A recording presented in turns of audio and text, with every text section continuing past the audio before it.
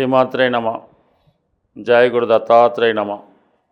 ఈ వీడియోలో మనం సింహరాశి వారికి సెప్టెంబర్ 16 నుంచి 30వ తారీఖు మధ్యలో జరగబోయే పక్ష ఫలితాలు పరిశీలించినప్పుడు సింహరాశి వారికి ఈ గ్రహాల స్థితి చాలా అనుకూలంగా మారడం వల్ల మిమ్మల్ని మీరు రుజువు చేసుకునే విధంగా మీలో ఉన్నటువంటి టాలెంట్కి తగిన గుర్తింపు వచ్చే విధంగా ఈ యొక్క గ్రహస్థితి ఈ పక్షంలో మారడం జరిగింది. ప్రధానంగా సింహరాశిలోకే శుక్రగ్రహ ప్రవేశం, తృతీయ దశమాధిపతిగా శుక్రుడు రాశిలో ప్రవేశించడం వల్ల మీరు ఏ రంగంలో ఉన్నప్పటికీ కూడా, అటు సినిమా రంగంలో ఉన్నా, రాజకీయ రంగంలో ఉన్నా, లేదు వ్యక్తిగతంగా ఏ వృత్తిలో ఉన్నప్పటికీ కూడా ముఖ్యంగా మీలో ఉన్నటువంటి ఆకర్షణ పెరుగుతుంది. ఒక విధమైనటువంటి టాలెంట్తో, సమర్థతో ఎంత గొప్ప విషయాన్నైనా సాధించగలమనే కాన్ఫిడెన్స్ మీకు రావడం జరుగుతూ ఉంటుంది. ఈ కాన్ఫిడెన్స్తోనే ఈ సమయంలో మీరు పెద్ద పెద్ద ప్రాజెక్టులు లాంటివి చేపట్టి దాన్ని చాలా ప్లానింగ్తో సమర్థవంతంగా దాని యొక్క పని పూర్తి చేయడానికి కావలసినటువంటి ఏర్పాట్లు అవి చేసుకోవడం జరుగుతూ ఉంటుంది. అలాగే ఎక్కువగా ఈ శుక్రుడు సినిమా రంగానికి, సింహరాశిలో ఉన్నవాళ్ళు సినిమా డైరెక్షను మొదలగు విభాగాల్లో ఎక్కువ మంది స్వతంత్ర వృత్తిలో ఉంటారు కాబట్టి వాళ్ళకి కూడా కొత్త కొత్త అవకాశాలు రావడం, అలాగే ఏదన్నా కొత్తగా ప్రారంభించడానికి కూడా ఈ గ్రహస్థితి మీకు చాలా అనుకూలంగా ఉన్నది. ఏదైనా ఒక పని ప్రారంభించాలి అనుకున్నప్పుడు మన దగ్గర ఎంత తెలివితేటలు ఉన్నా, ఎంత సమర్థత ఉన్నా, ఫైనాన్స్ అవసరం కంపల్సరీగా ఉంటుంది.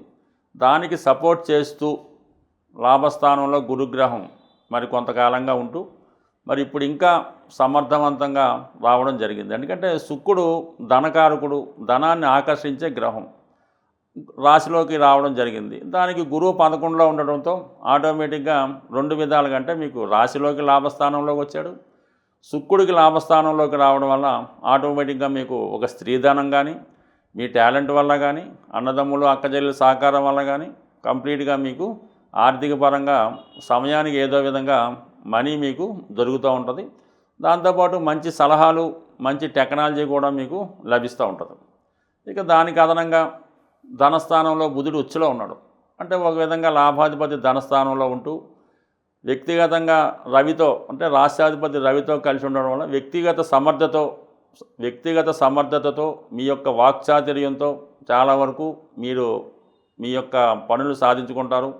అలాగే మీరు ఒక ఇంటర్వ్యూకి వెళ్ళినా, లేదంటే ఒక పోటీ పరీక్ష రాయాలనుకున్నా, ఒక ప్రభుత్వ అధికారిని సంప్రదించిన వాళ్ళ యొక్క అనుకూలత మీకు కంపల్సరీగా రావడం జరుగుతూ ఉంటుంది.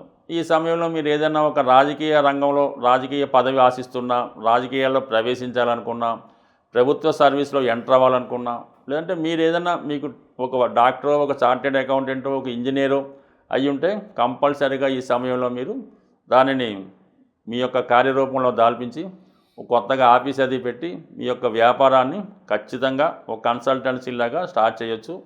దానికి తగు విధంగా కూడా ఆదాయం అంతా కూడా బాగా ఏర్పడే అవకాశం ఉన్నది.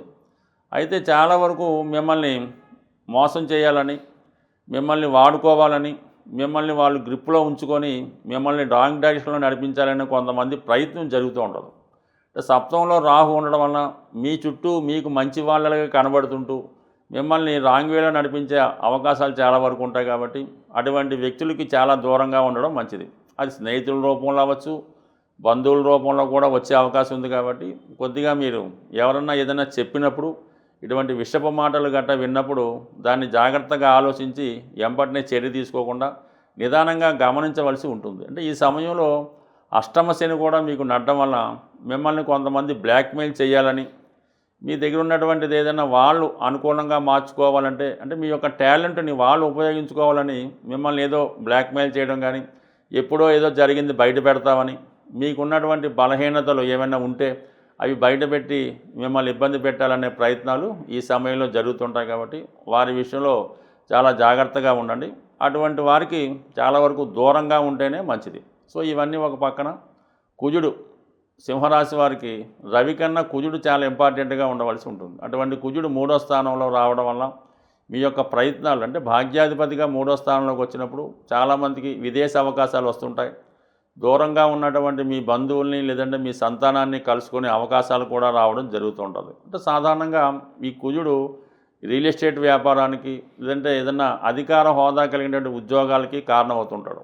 అటువంటి వారు మీరు ఏదైనా మీరున్న ప్రాంతంలో కాకుండా వేరే ప్రాంతంలో ఏదైనా స్థిరాస్తి కొనాలన్నా, అక్కడ ఏదైనా వెంచరు రియల్ ఎస్టేట్ స్థాపించాలన్నా, లేదంటే వేరే స్టేట్లో కానీ వేరే ప్రాంతంలో కానీ మీ వృత్తి వ్యాపారాలు స్టార్ట్ చేయాలన్నా ఈ కుజగ్రహం మీకు చాలా బలంగా చెప్తూ ఉంది.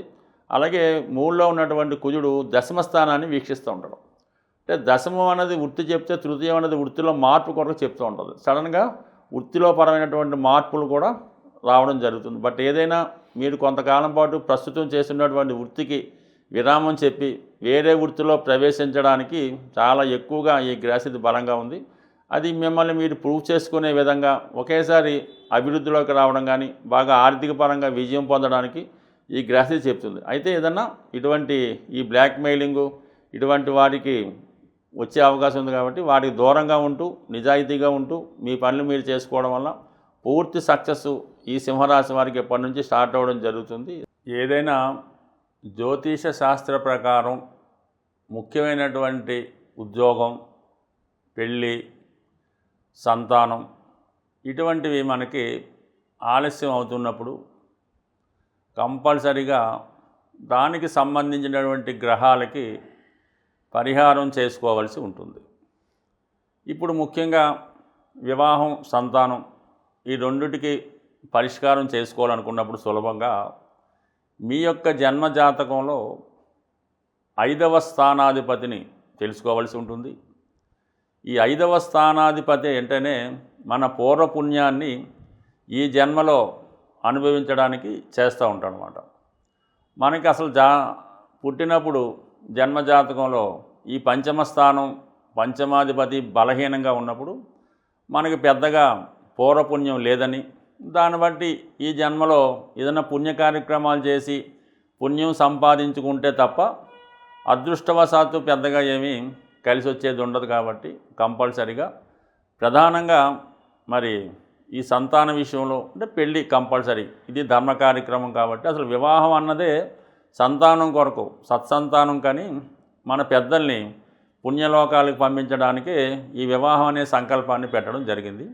ఈ వివాహం జరగకపోయినా, వివాహం అయి పిల్లలు కలగకపోయినా మరి మీ జాతకంలో పూర్వపుణ్య స్థానాధిపతి తీసుకొని ఆ పూర్వపుణ్య స్థానాధిపతి ఏ పాపగ్రహంతో కలిసి ఉన్నాడా లేదంటే ఏదన్నా ఇంకొక శుభగ్రహంతో కలిసి ఉన్నాడా అన్నది తెలుసుకొని ఆ కలిసి ఉన్నటువంటి పాపగ్రహానికి మనం కంపల్సరిగా పరిహారం చేసుకుంటూ మన పూర్వపుణ్య స్థానానికి సంబంధించినటువంటి గ్రహానికి కూడా పరిహారం చేసుకోవాల్సి ఉంటుంది. అంటే పూర్వపుణ్య స్థానాధిపతి పంచమాధిపతి బలం చెందాలంటే దానం రూపంలో దాన్ని ఇంప్రూవ్ చేసుకోవాల్సి ఉంటుంది. అంటే అది భూదానమా, గోదానమా, సువర్ణదానమా, ఏదన్నా సరే మీ యొక్క స్థాయిని బట్టి పంచమాధిపతికి దానం రూపంలో బలం చేసుకుంటే పూర్వపుణ్యం జనరేట్ అవుతుంది.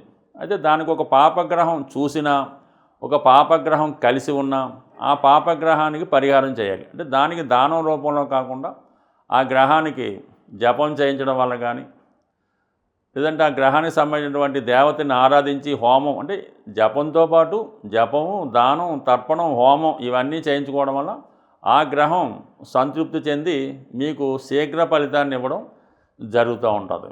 అంటే దీనికి ఇంకా సులువైన టెక్నిక్గా మనం తెలుసుకోవాలనుకుంటే ఏదైనా మనకి ఒక పాపగ్రహ ప్రభావం జలతత్వ రాశుల్లో పడినప్పుడు అభిషేకం ద్వారా, అగ్నితత్వ రాశుల్లో పడినప్పుడు హోమం ద్వారా ఈ పరిహారం చేసుకోవడం వల్ల మరింత తొందరగా ఆ పరిహారం మనకి లభించే అవకాశం ఉంది. అయితే నేను చెప్పినటువంటి ఈ రెమెడీ కొద్దిగా జ్యోతిష శాస్త్ర పరిజ్ఞానం ఉన్న వాళ్ళకి అర్థమవుతుంది. ఇక సాధారణ వాళ్ళ యొక్క జ్యోతిష్కుని చూపించుకొని తగు విధంగా ఈ పరిహారం చేసుకోవడం వల్ల ఒకవేళ జరగకపోయినా ఏం లేదు, మీరు ఏదన్నా పంచమ స్థానాధిపతి పంచమ స్థానం ఈ పూర్వపుణ్యాన్ని ఇంప్రూవ్ చేసుకుంటే అటు స్త్రీలకు సౌభాగ్యయోగం, మగవారికి అదృష్టయోగం అన్నీ కూడా సమకూరుతూ ఉంటాయి.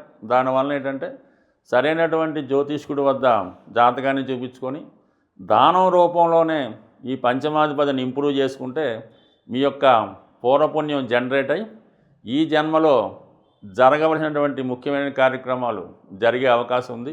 స్వస్తి.